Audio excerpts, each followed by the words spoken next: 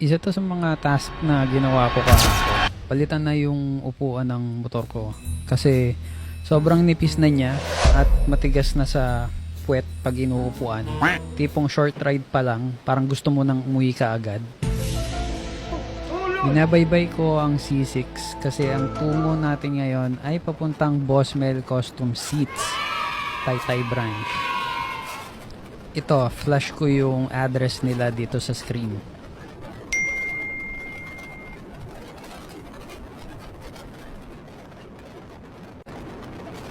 Dito ako pumunta kasi ito yung pinakamalapit sa amin. Kaya ilang minutes lang ang drive. Kaya ito yung napili kong lugar. So ayun, malapit na tayo.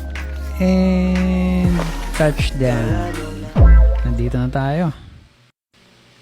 Bilang excited, syempre bumaba na ako agad.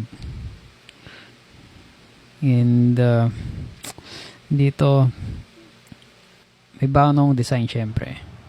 Then naghintay.